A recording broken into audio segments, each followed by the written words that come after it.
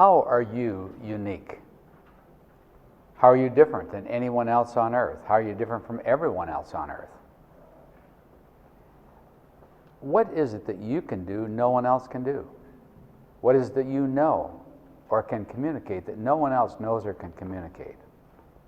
How are you in fact unique? And you may say, well, Bob, I'm not unique at all. I'm like everyone else. I say, no.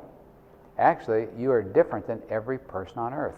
No one had your parents, were born where you were born, raised where you were raised, had the friends you had, brothers and sisters you had or didn't have, went to school where you did, dated who you did, married who you did, divorced who you did, or whatever.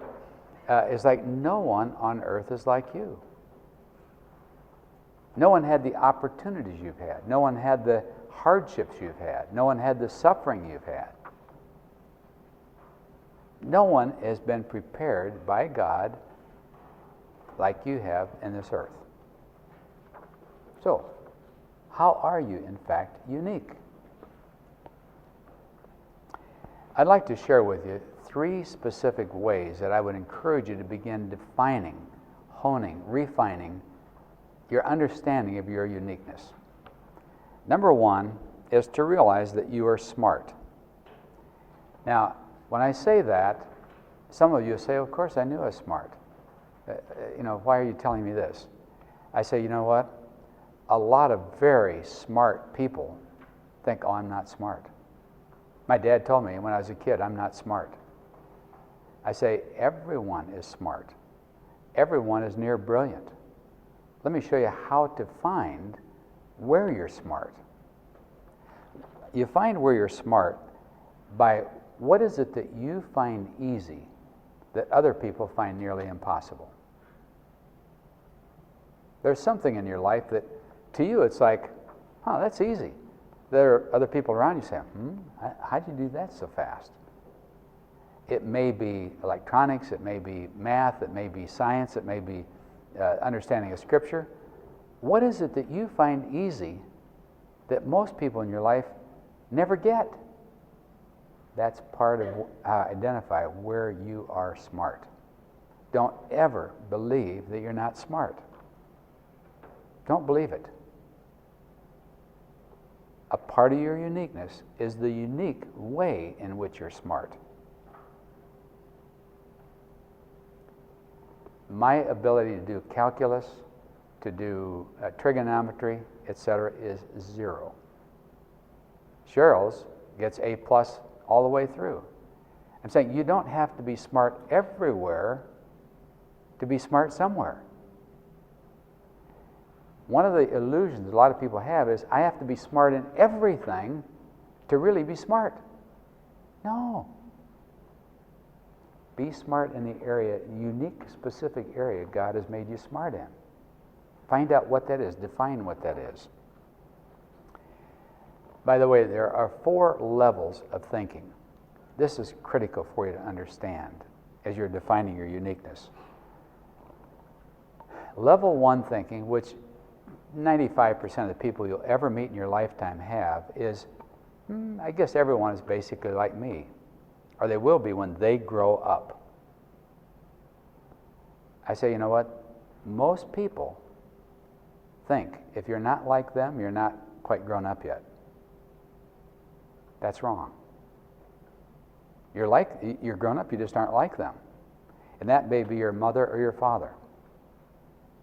They may think you're not grown up yet because you're not like them yet. I say, no, you're grown up, you're just not like them. And that applies to smart as well. You're not smart because you're not smart like me. When you grow up and you get really smart, you'll see things I see, says dad or mom or uncle or aunt or cousin or brother or sister. Wrong. When you grow up, you'll see things they don't see. The second level is, everyone is not like me. It finally dawns on you, you know what? Some people actually like solving problems. They're not pretending, they actually like it. Or they actually like setting goals. They're not just trying to impress people. They actually like setting goals. I say, yeah. Some people like solving problems. Some people like setting goals. It dawns on you, everyone is not like me.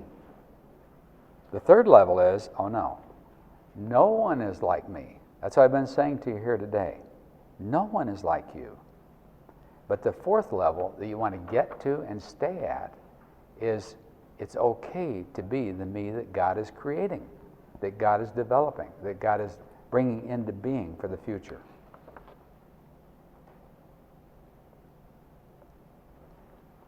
For those of you who are young in the room, about this SMART thing, you may have lots of ideas. You may get lots of ideas. Ideas are a dime a dozen. You think you get $1 million worth of ideas at a dime a dozen. You get millions of ideas. Let me share something with you. Stay with one idea. Take all those ideas you've got, stay with that one idea until it's successful. Take your very best idea and stay with it till it's successful. Once that idea proves that it's a success, people will trust your ideas even more than they should, perhaps. But until you prove something works, they will simply ignore all of your ideas, and it's frustrating to you. You think, they don't think I'm smart, they don't think I'm an adult, they don't think I'm... I say, no, they really don't. At a certain level, they're just sort of ignoring you until you grow up in their mind. I say, no, take your best idea and actually take it to its completion. And when it's complete and successful, then people will start trusting you with everything else. Maximize your strengths and make your weaknesses irrelevant. Peter Drucker, that's a quote from Peter Drucker. He said, basically, the role of an organization is to maximize the strengths of the individual and make their weakness irrelevant. A part of what you're doing is you're saying, you know what, I may not be smart in trigonometry or geometry or calculus or those kind of things, but I am smart right here. Maximize your strength on where you are smart and make the fact that you're not smart in those irrelevant. I don't apply to be a chemist somewhere or a scientist somewhere because I know I'm not good at it. But that's irrelevant to my being here. Saying, find out what you do best and do it. That's where you're smart. I say, in defining and understanding your uniqueness, one of the first things you have to figure out is understanding and trusting the fact that you're smart. Not in all ways, but in a unique way to you. The second thing is to define your unique market or ministry position. In other words, understand not only who am I and the fact that I'm smart enough to carry out a ministry, but what is the ministry I'm to carry out? See your uniqueness as strengths in terms of particularly your unique ministry position, what it is that seemed odd to people when you're young can be a tremendous asset when you're older. Like you may be a tall, thin person when you're a kid. People laugh at you. It's like, when are you going to stop growing, kid? The kind of thing. You turn out to be a world-class basketball player. Or they say, you know, you may find yourself bedridden, but you find yourself a writer, in a wheelchair and find yourself a writer. I say, what it is that is a holdback when you're young may be the shaping God's doing to turn you into something excellent in a unique ministry position for the rest of your life. So ask yourself, what is it that in my life people have seen as odd about me, and how can I absolutely maximize that? Well, as a kid, you never stopped talking. Well, as an evangelist, you're not supposed to stop talking. You know, it's like, what is it that people as a kid thought was wrong with you, so to speak, that can be used to absolutely maximize your adulthood?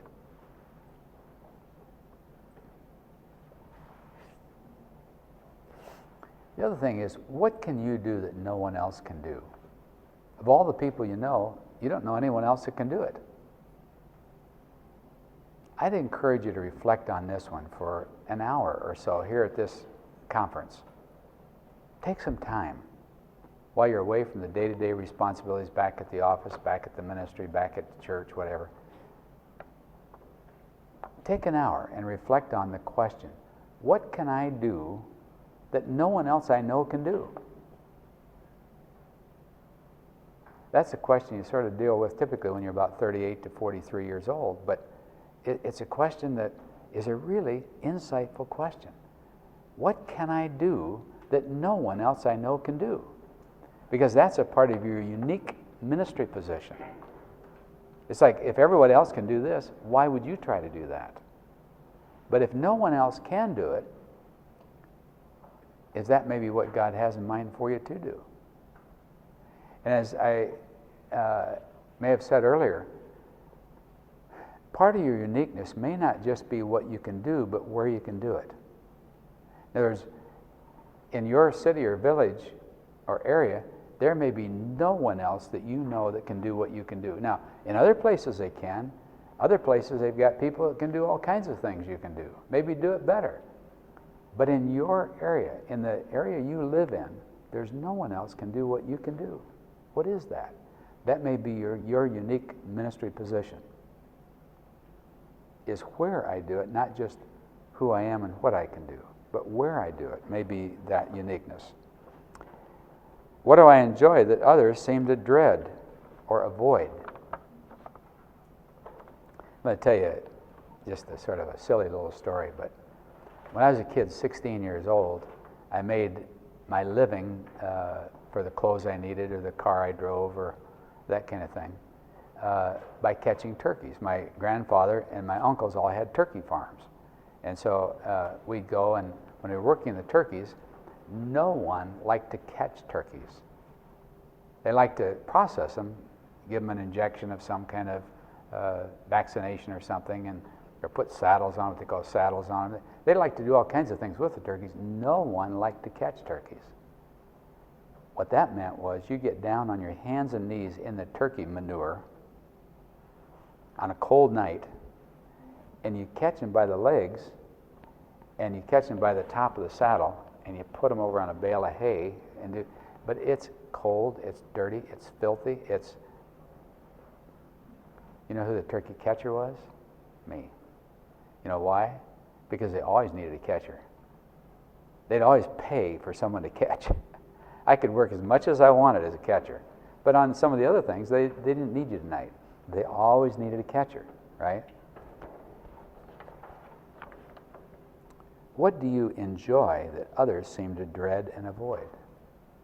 What is it that no one you know likes to do, but you actually don't mind it?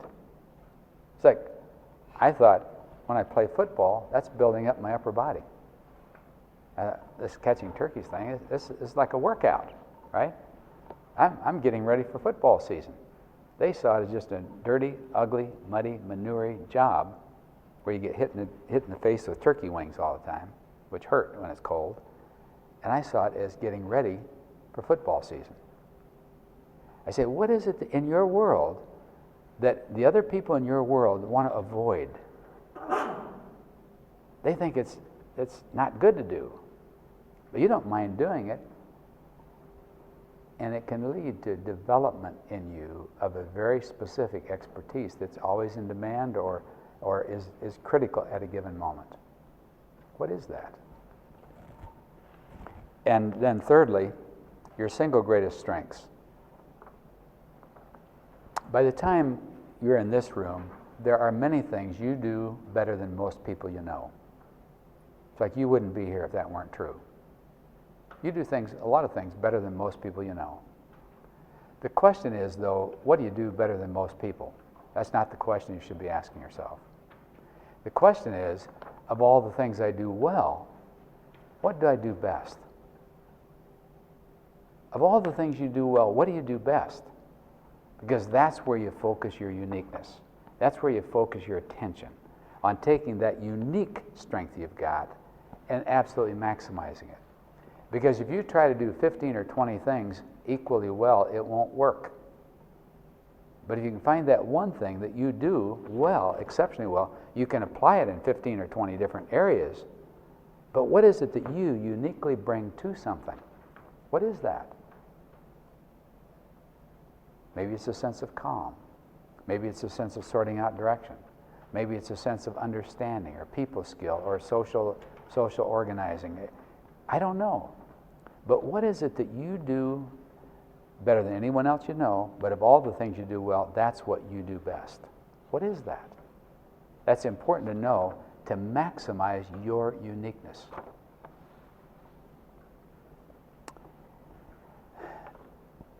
You make that a part of your self-concept, that unique strength you've got.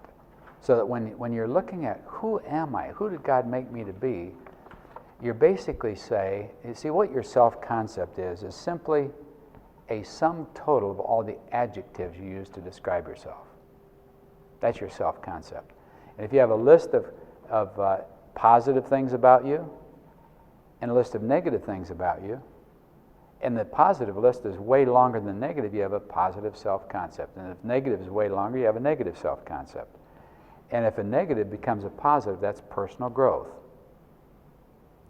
But one of the positive adjectives you use to describe yourself is that single greatest strength. When someone asks you, what do you do well? Where would you like to fit? What role would you like to play? You need to be prepared with an answer that this is what I would enjoy. I think I can contribute over here. And contribute in the area of your greatest strength. If you're a hand, be a hand. If you're an eye, be an eye. And then age helps define strength. What I've found very, very commonly is that when you're about 40 to 45, you've lived enough that you begin really defining your strengths. You say, okay, here's where I'm strong. Up till then, it's sort of like, I'm strong in a lot of areas, and I don't know quite which one yet, but when you're 40 to 45, you begin really honing in on your strengths. When you're 45 to 50, you begin saying what you don't want to do anymore. It's like, I'm not strong in this, I don't want to do that anymore. And like I quoted earlier, the role of an organization is to maximize the strength of the individual, make his or her weaknesses irrelevant. To understand yourself, you want to understand your uniqueness and your unique contribution to things. You want to understand where you're smart. You want to understand what's unique about what you do, and you want to understand your greatest strengths. That's the best way I know. The title of this is Understanding Your Uniqueness and How to Maximize It. I would circle 3 times understanding, because what you're trying to do is understand who you are. You're trying to understand where you're smart. You're trying to understand where you're unique. You're trying to understand your greatest strength. You're trying to understand how all that fits together. That's your uniqueness. And then you take that and say, all right, how do I maximize that? Because that's the role I'd like to play mostly for the rest of my life, is to maximize that uniqueness.